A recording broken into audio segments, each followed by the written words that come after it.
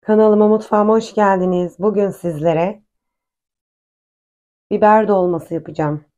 Kıymalı biber. Malzemelerimiz. Buyurun yapımına başlayalım. 2 su bardağı pirincimizi güzelce yıkadık, süzdük ve kıymamızın içine 200 gram kıymamızın içine döküyoruz. 2 tane rondoda doğranmış soğanımızı döküyoruz.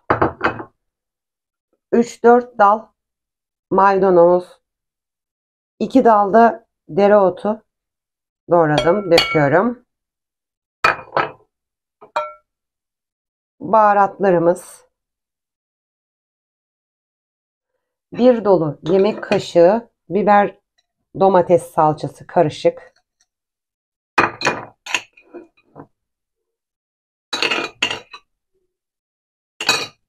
bir fincan zeytinyağımızı döküyoruz ve güzelce karıştırıyoruz.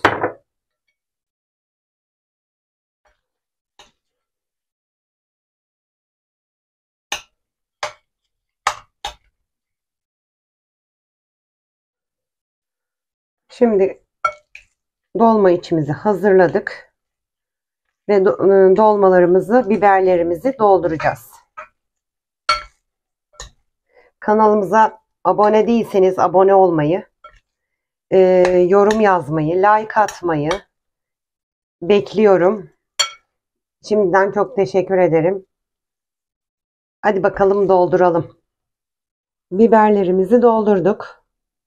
Ağızlarını domatesle kapattım. Siz nasıl yapıyorsunuz? Yorumlara yazalım.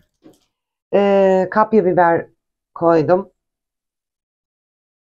Ve birazcık salçayla suyla açtım onu. Birazcık da su koydum içine.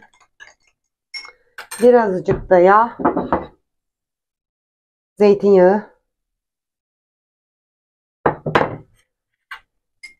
Tuzu eritmek için karıştırıyorum. Ve dolmamızın üzerine dökeceğim. Ocağa alacağım. 10 dakika kadar pişireceğim ocakta. Sonra fırına.